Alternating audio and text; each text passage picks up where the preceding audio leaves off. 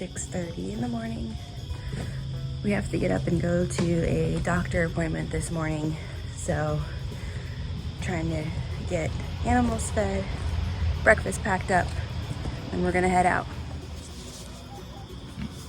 And Cozy in there, Scraps.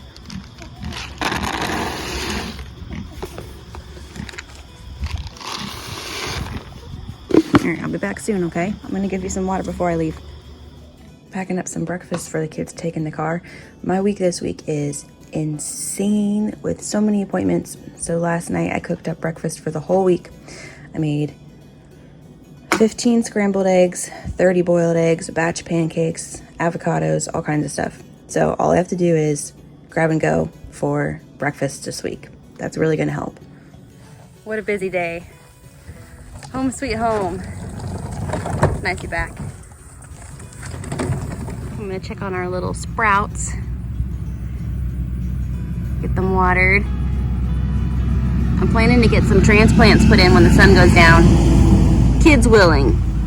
Kids willing. How did you get up there? Climbing in the water table? Oh my goodness. That's not safe. This girl is such a climber, y'all. Anything that she can climb, she will climb. She terrifies me. She scares the living out of me. Like she's gonna fall and she's gonna bust her head. Too brave. You're too brave for my liking. Uh-oh is right. We're not supposed to be in the water table. You know that. I'm like anxiously waiting for my carrots to sprout. Checking under the board because I don't want to miss it and then them like because I didn't get any sunshine. So hopefully there'll be something under there. It's been over a week. I have to look and see when I planted them. I can't remember. Let's just go ahead and show you what's going on in the garden. Today is September 19th. I have, I think, 5 buckets of sweet potatoes. They have not flowered yet. I think in years past they flower before I dig them up. I have a hard time remembering sometimes when it's something that I only harvest like once a year. So those are my strawberries down there. I am planning to get these in the ground so they can keep sending off runners because I want them to keep reproducing so that I have a big strawberry patch. So I've got more sweet potatoes back here. Gonna get them some water too. I need to finish getting this weeded out so I can get the lettuce out here. I did start some lettuce inside so that I can space it out. I really like planting it in the soil blocks, letting it sprout, and then like putting those in the ground because then I know they're sprouted. I know that they're gonna grow, and it's much easier for me than trying to space out little tiny seeds while my toddler is climbing up me and you know, that kind of thing. So I've got this other little bucket of sweet potato here too. I don't know if anything's gonna grow in there. We'll see. It was one of those where I was like, yeah, I have an extra sweet potato, let's throw it in. Although it's got a nice long vine on it. I gotta pull some of these peppers off. There's a lot of, well, I shouldn't say a lot. Well, I guess there is. There's a good bit of red cherry tomatoes over there. So all those peas too. I wanna put some more peas in. I started getting it set down. The cats are digging in it. Ugh. There's a lot of heads on the marigold that I can pull off too. See all those dried up ones? I can pull all those off for seeds. So we'll pull these cherry tomatoes off. The hornworms finally found my cherry tomatoes, and you can see they had their way with it. They just ate everything off of it. The bee balm is still looking beautiful. I think I may try to harvest some of that and dry it for winter teas. I have a list of things I want to get and dry before frost comes. I just haven't had a chance to get out here and get all of those things. So hopefully soon. All right, got more peppers over here. I actually saw a hornworm eating my pepper plant yesterday and took it off of it.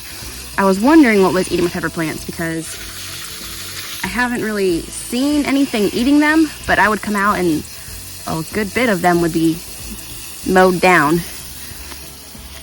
So nothing growing over here with the peas yet.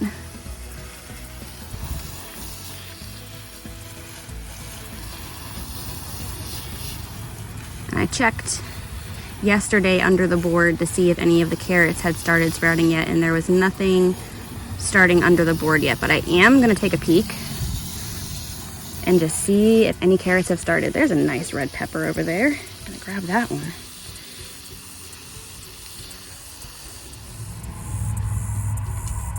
I do not see any carrots starting yet, but I will give this a quick spritz and then put the board back on top of it, and we'll just keep checking it. And hopefully we'll see some carrots sprouting soon. The garlic that I planted in here disappeared. There's all this grass growing in here from the compost that I used. It was just a bulb from the grocery store that had sprouted in my fridge, so I figured it didn't hurt to plant it. If it didn't grow, I didn't lose anything. But I think I planted it too early because it was still pretty hot out. So I have, I'm trying to remember what it's called now. So I got some garlic from my friend last year from her garden, and I grew some this spring, and I saved those bulbs to plant this fall. So I have those in my fridge that I am planning on planting out here at the end of September or so. And it's almost there. We're almost to the end of September. But there's some days this week it's supposed to be in the 90s. So it's kind of got me worried because my cabbages and broccolis that I have started indoors are getting too big for the square blocks that I have them in. But I really don't want to pot them up. I might have to. I was planning on just putting them outside like tonight, but I don't know if they're going to be able to handle 90-degree temperatures after being started indoors like that. So I don't know. I'm thinking about it. We'll see. But then again, the other sprouts I have are outdoors, and they are out in the heat, and it's still getting down into the 60s and 50s at night, so maybe it would be okay. This grass at least is easy to pull out. I've got some over there around my peas I need to pull out too, because they're kind of suffocating the peas a little bit. I was working on it the other night. As the sun was going down, it just got too dark. Got too dark to be able to keep pulling it. So, all right, let's look at those peas over there. It looks like something was tramping on my peas. Might be one of the cats. They love this soft dirt. They're so rude. So rude. I don't know how to keep them out. Sometimes I'll lay, when I cut the rose bush back, I'll take those branches and I'll lay them down around my plants so that they will get poked if they try to dig in the dirt and leave presents. Because that is aggravating. They have other places to go and they try to go in my garden. Rude. I've got my onions over here. These ones I just save for seed. I let them go every year. They just multiply on their own. They come back. They just go to seed in the spring and then they grow more. And I think it was in the fall. Maybe it was in the spring. It might have been in the spring. Can't remember. I split them up. So I divided them and took the extra ones indoors, chopped them, put them in the freezer, and used them for like soups and stuff, or like stir fries, and then just kind of thinned them out a little bit so they had more space to grow. So after they produce, like they have all their extras around, I'll take them out again and split them up. I was just thinking while I was out here watering that I hadn't really shown you guys the back garden in a while, so here it is. All right, let me go get a basket and harvest some of this stuff.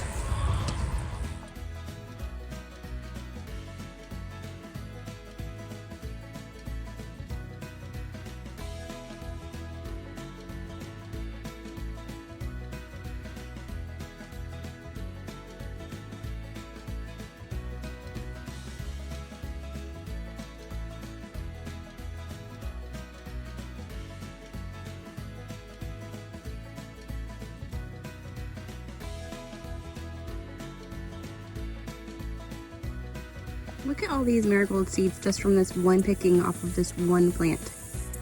That's a lot. You can make a lot of marigold plants just from those. So these chickens in my small coop got their bedding pretty nasty. So I'm putting some fresh bedding in here, and I'm going to take all of the old bedding and I'm gonna move it down to the bottom of the coop so they can scratch it with the dirt and make some really nice compost for me.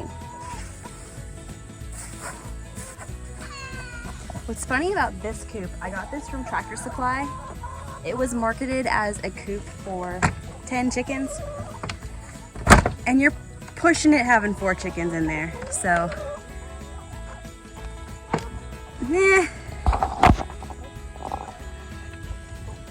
I almost think it's better off building your own coop.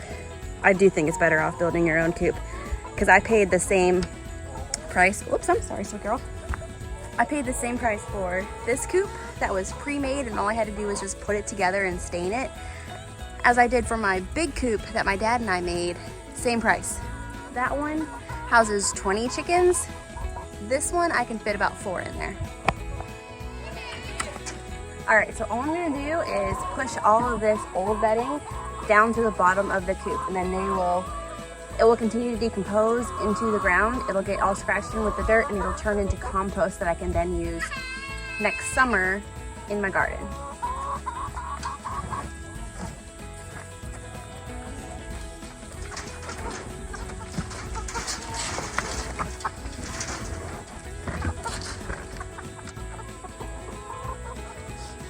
All right, then all I'm gonna do is get some fresh dried grass from the yard and put it in here, and it's all set to go.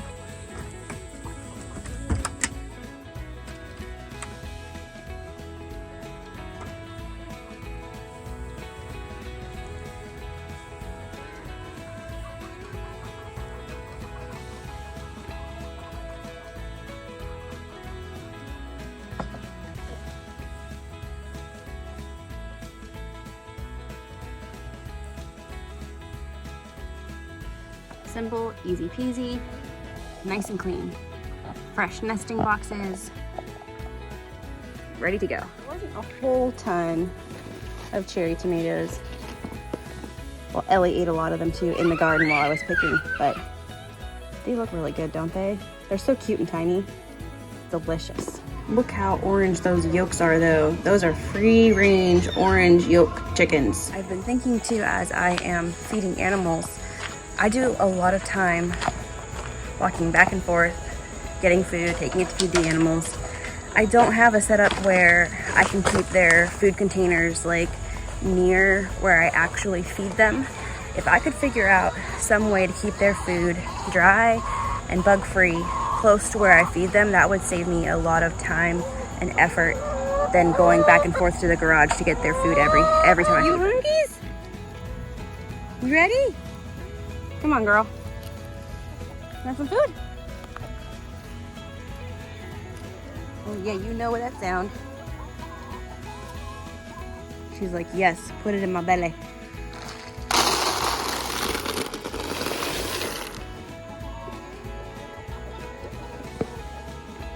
All right, those of you that have had pigs, does my pig look pregnant to you? I don't know. I can't tell. She might be bulging out a little bit.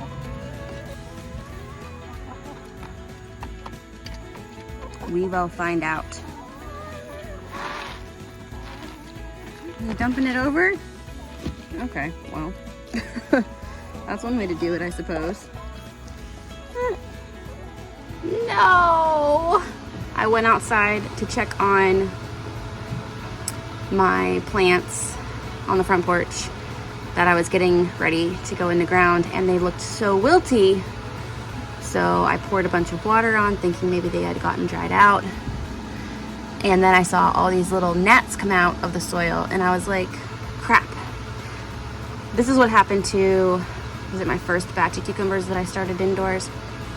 When I went to start taking them outside, all of these gnats came and got in the soil, and I think they get in and they like eat the roots and then they kill them.